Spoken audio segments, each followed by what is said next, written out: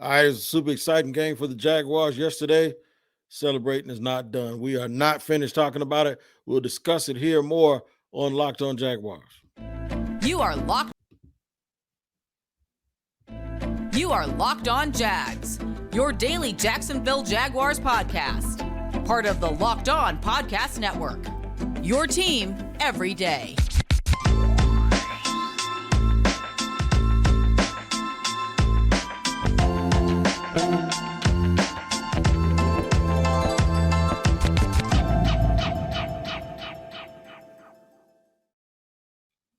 What up, folks? Thank you for joining me, Tony Wiggins, your host of Locked On Jaguars, the daily Jacksonville Jaguars podcast here on the Locked On Podcast Network, where we are thankful for you making us your first listen.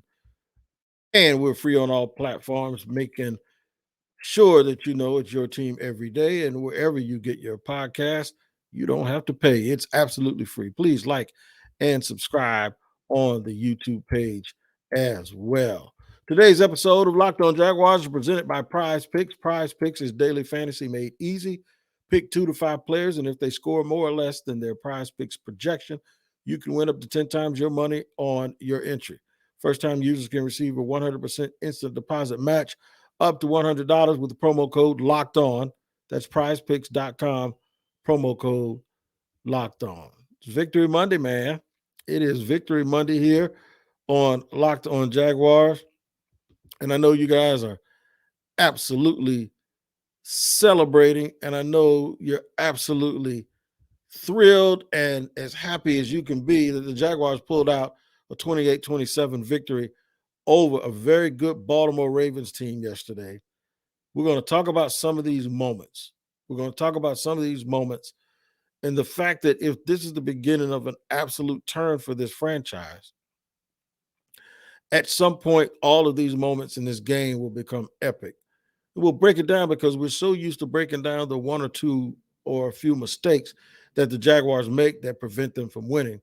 We're going to talk about all the things that they did, the little things and the big ones that allowed them to win the game and the things that made it special because contrary to what some folks believe, and I respect everyone's opinion, I don't just go to watch the Jags play.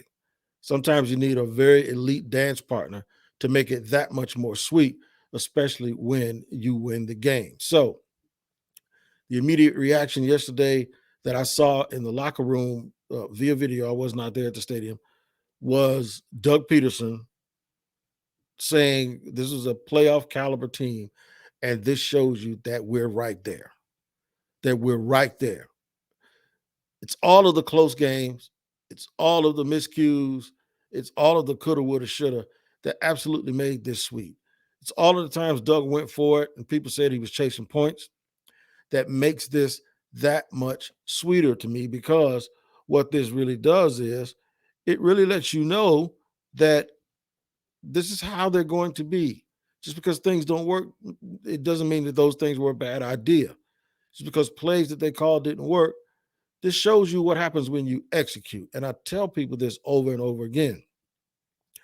Yesterday came down to guys executing and getting things right. It was an indication that they haven't quit, that the message hasn't been lost, that they believe that they're really, really close. That time off did them some good, I believe, because it let them sit and watch and think. They showed some other stuff too, and this is the stuff we're going to get into. Coaches that made adjustments, players who stepped up for guys who weren't involved. Second, the second layer of players who played well and did the little things that are required to win.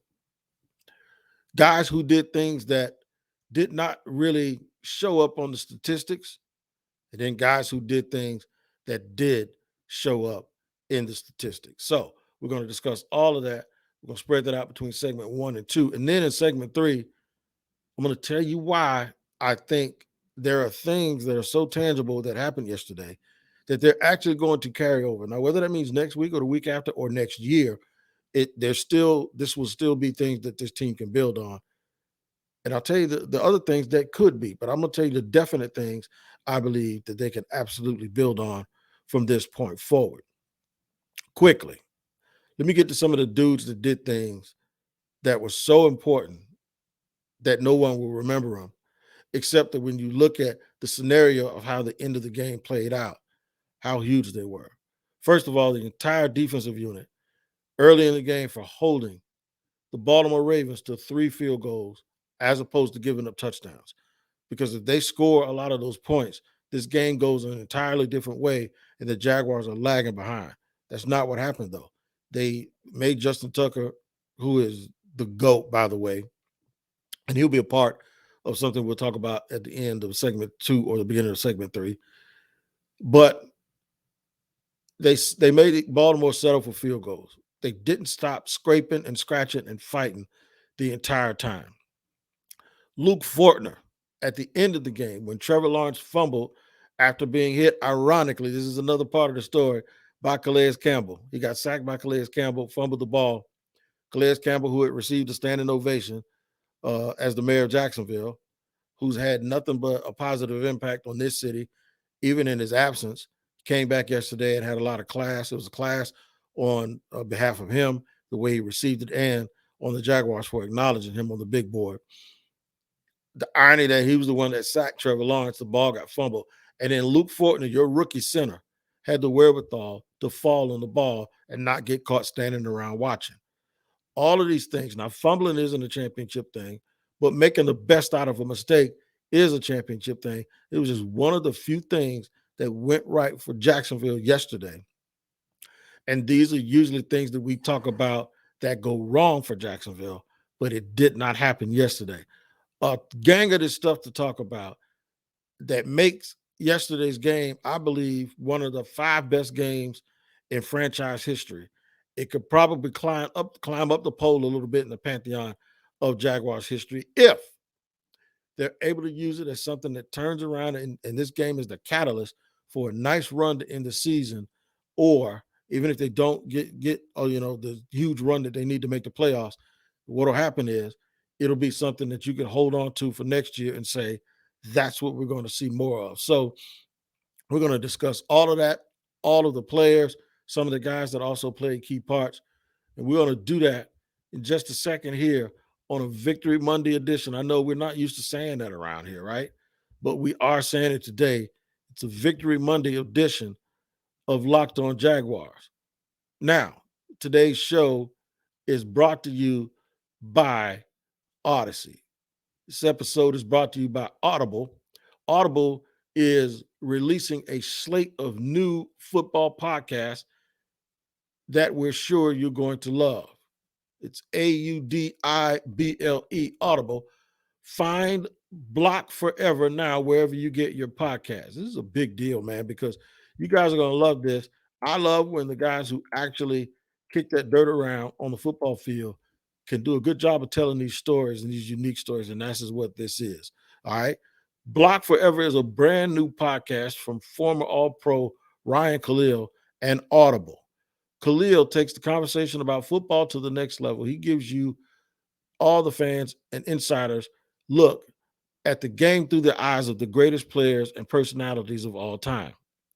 For instance, you hear how Christian McCaffrey talk about his love-hate relationship with fantasy football, and Juju Smith talk about stuff like how he gives his most honest opinions on other players and positions in the league. Catch the full Block Forever series, available anywhere you get your podcast, available everywhere now. Audible. That's Audible. Get in the game. You get in the game here with us here on Locked On Jaguars on a Victory Monday. It's because the Jacksonville Jaguars did the rare thing and actually won a super, super close game against the Baltimore Ravens, Lamar Jackson, John Harbaugh, that entire crew. Baltimore didn't play poorly. They actually played well. What makes this game so special is after the Jaguars were close at halftime, and then they came out they had the ball. There was a sequence where they had the ball at the end of the first half, and they didn't get a touchdown, but they got a field goal. And then they came out at halftime with the ball, got good field position, and then went 3-and-out. And I was like, God, that's a blown opportunity, a wasted opportunity. It was really sort of a raggedy drive, kind of lazy on the play calling. I criticized it at the time, so I'm going to tell you right now, I criticize it again. And oh, by the way, yeah, I did say something about Josh Oliver yesterday. That was in real time. And then after the game, all the Jaguar fans want to come back and say, yeah, whatever, we won. I didn't say it after the game, okay? The fact is they gave Josh Oliver away for a bag of peanuts just so Tim Tebow could try out at tight end. And I know Josh Oliver hadn't had a great career, but lately he's figured something out and they've used him. And we mentioned it on the crossover.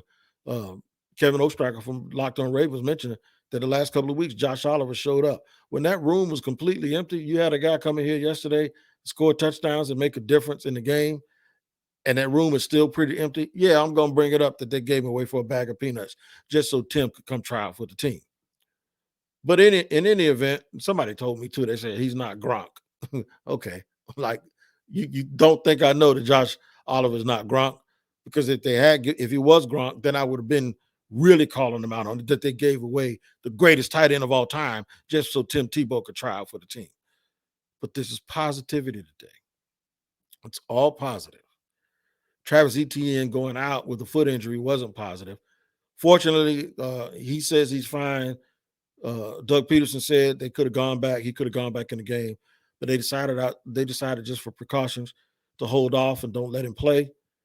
And JaMychal Hasty, the person that people said wasn't doing anything since James Robinson left. Something about when you depend on somebody, how when you really, really need them, they step up more than when you really, really don't. And that's what he did yesterday. And I think what you saw in him is what they have probably seen in practice that hasn't translated to the games. He was a good player in preseason for San Francisco. And there are a lot of people that were shocked that he was let go, but it's because they had such an abundance at running back that they decided to let him go. And this system is similar enough to that one where Doug Peterson and them took a shot on him. And yesterday it paid off. Had a touchdown reception. Had a couple of critical plays where he got first downs where it didn't seem like he only had 27, 28 yards rushing. But he had a couple of plays where he got loose. He put the stanky leg on somebody, I think it was Marcus Peters, and got a first down, a critical first down in the fourth quarter so the Jaguars could get within a field goal. And just while he wasn't perfect, he was good enough yesterday, right? Zay Jones. Zay Jones was the de facto number one guy yesterday, not Christian Kirk. But we'll get back to Christian Kirk. The fourth down catch on the sideline, epic. The 2-point conversion catch on the sideline, wonderful. But there are a lot of plays that he made extending drives earlier in the game that allowed the Jaguars to not give up too much time of possession to the Baltimore Ravens and keep their defense on the field. He was all day yesterday, 11 catches, 145 yards. He was all day Zay yesterday. And in the locker room, he even spoke about saying how good it felt to contribute for his teammates. And I think that answer is something that is going to resonate with that locker room and with the fans for a long time. Let's talk about Christian Kirk. A couple of huge plays. One on a catch and run in the third quarter where he caught the ball, shook, got the first down, bullied ahead with some run after the catch stuff. We keep forgetting that he was a punt returner in college. The other one, of course, was the big catch over the middle when the Jaguars didn't have any timeouts. It was a bit of an overthrow by Trevor. If he lets that go, or if he tips it, and not only lets it go, but if he tips it, what will happen is that ball is easily intercepted. So the Jaguars got those plays out of Christian Kirk, who they expected to get a lot of plays for. They expected to get a lot of plays out of him. But the main thing is, even when he wasn't the guy, he absolutely stepped up and made some huge plays down the stretch. So we talk about the guys who made the plays. We talk about certain moments. I'm going to also give you a little spit about some things because we ain't talked about Trevor yet. We ain't talked about Doug Peterson going for it yet. There were some things that happened from the Ravens' point of view that allowed the drama to even surface up more than it actually, would have in a normal situation. When Trayvon Walker got the hold called on him finally because he'd been getting help for 3 weeks. It made it a second and I believe a first and 20 with Lamar backed up. I was angry that they didn't let Trayvon rush again because the next play he dropped back. Okay, this is in the fourth quarter with the Jaguars trailing by 2 points. He dropped back, and in the form, while he was dropping back, it gave so much time because the Jaguars only rushed 3 people that Deshaun Jackson got behind. Wouldn't that be something if I said Deshaun Watson got behind somebody? Deshaun Jackson got behind the defense and caught a long pass. The veteran doing what he's done for his entire career, and you heard the gasp come out of the crowd. But the Jaguars held up, and they held up, and they did what they were supposed to do. Doug Peterson reserved his timeouts, used the timeouts correctly, then used the 2-minute warning to make sure he gave Trevor Lawrence enough time when he got the ball back. Then, after the Jaguars scored, which we'll get back to that when I talk about Trevor and Doug, they did a squib kick, and the first thing that I said was, why? Because all they got to do now is complete one pass, and they just got to get it past midfield, and that dude, Justin Tucker, who's the GOAT of all time, he'll make it from Savannah. He comes on, he kicks, he goes for an NFL record 67-yard field goal. He kicks it, and it is dead on. Dead on. I mean, it was like a rocket. And early in the game, he made a 56-yarder that would have been good from 66. This one was only good from 65, though, and he came up 1.5 yards short. But I thought he made it. This adds to it. If you don't think it adds to it, there are people that have been fans around here long enough to remember Morton Anderson. One of the greatest kickers of all time. At that time, held the record for most field goals made, and he missed a field goal that allowed the Jaguars to go to the playoffs. So it was a little bit of deja vu and a little bit of different circumstances, but the GOAT coming in like John Wayne, like Elvis, kicking his heart out and still having it fall short because of the win here in Duval actually added to all of this for me. Now, here's what I'm going to get to. We'll talk about Trevor, and I'm going to talk about Doug the same way I did Doug Peterson, the same way I did on the postcast yesterday. However, I want to make sure that I mention whether or not this is going to be something tangible that's going to be something that we really, really have to watch as we move forward. Is this going to be the thing that absolutely turns this entire thing around for the Jacksonville Jaguars? I'll do that in just a second here on Locked On Jaguars after I let you know that today's show is brought to you by PrizePicks. You ever played daily fantasy? A daily fantasy game that involves entries and player projections, where you have to decide whether it's more or less than those projections that have been designated by PrizePicks. That's what you're going to do on this game. And you can pick 2 to 5 players. And if you get them right, you can win 10 times your money that you bet on these wagers. Now, I'm telling you, you can get it done, man. Like yesterday, I know for a fact, Trevor Lawrence went over the yards that were projected on him by PrizePicks. And if you said he was going to go over, you would have won that game. The way that you do it is you download the PrizePicks app or go to prizepicks.com to sign up and play daily fantasy sports. First-time users can receive a 100% instant deposit match up to $100 with the promo code Locked On. If you deposit $100, PrizePicks will give you $100. If you deposit $50, PrizePicks will give you $50. Don't forget to enter the promo code Locked On and sign up for an instant deposit match of $100. That promo code, once again, is Locked On. We thank you for joining us here again, making us your first listen here on Locked On Jaguars. Check out Locked On Sports Today too, man. Locked On Sports Today uses all of the local experts, yours included, right? The local experts to give you the biggest stories of the day. And when you get those big stories from local experts, that means it has a lot of credibility. My man Peter Bukowski is the host of Locked On Sports Today, and you can check that out on the Odyssey app. Wherever you get your podcasts, it's free and available to you there. The two heroes yesterday, obviously, they talked about the rest of the team. It was Doug Peterson and Trevor Lawrence. Trevor Lawrence played the third straight game, lights out. He is 83 of 103 for 824 yards, 6 touchdowns, and 0 picks his last 3 games. That is outstanding. I challenge you to find any quarterback that has had 3 consecutive games that good in the last 3 to 4 weeks. Trevor has done that. But more importantly, he was a leader yesterday. He put all of the to bed all of the questions about his desire, about the fire, about the passion, certainly on whether or not he has the arm of a generational quarterback. He does. And I told you it wasn't physical. You just wondered if he ever was going to catch up to it up here. And I like what Dewey Wingard said in the locker room yesterday about Trevor. He said this is like his rookie year. Dewey was, quote unquote, apparently a favorite of Urban Meyer. Dewey Wingard said yesterday he felt sorry for Trevor last year, and I'm paraphrasing that he had to deal with Urban Meyer last year.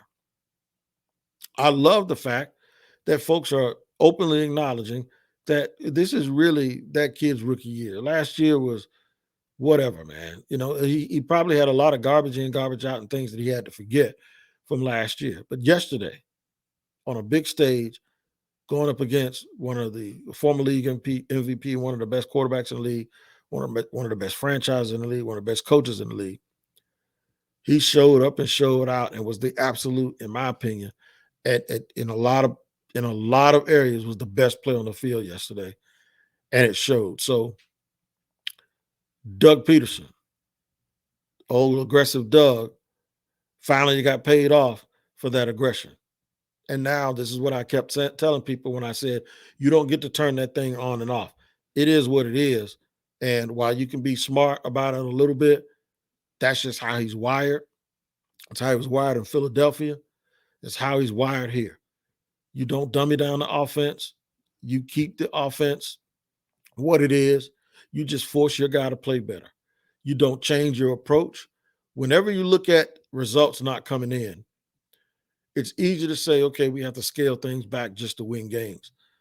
Not if you lost them because of poor execution.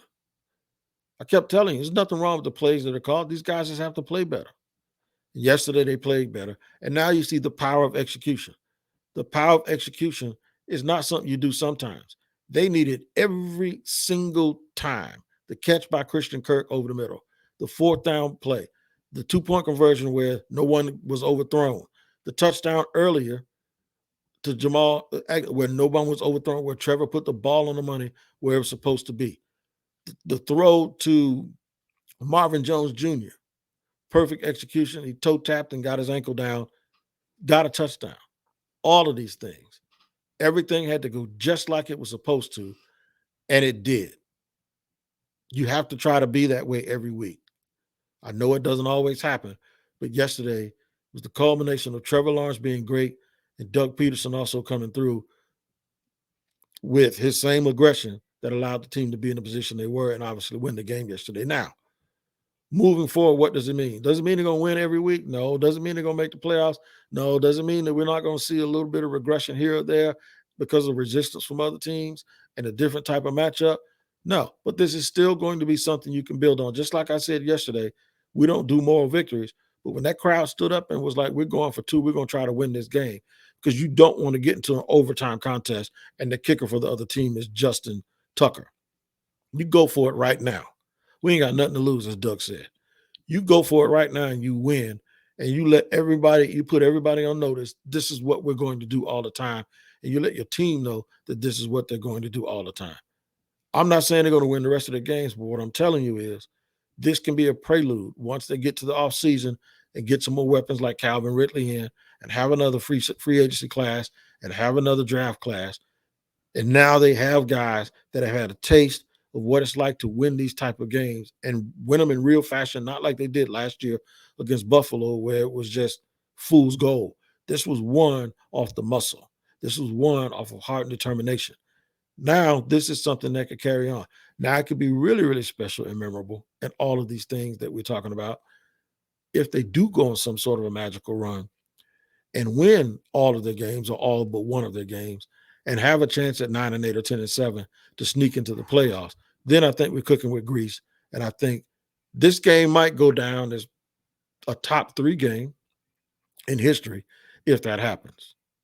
You guys make sure you tune in the rest of the week. We'll talk about our next opponent as well. We will have, obviously, our crossover Thursdays. We'll get some information from the pressure today that I won't be able to attend, and we'll talk about the comments from that and how the team moves forward, get a report on Travis Etienne, and give you all the news and notes of the day on our next episode of Locked On Jaguars. Make sure you join us here because it's your team every day, and we thank you for making us your first listen. Take care of each other, and we'll see you on the next episode.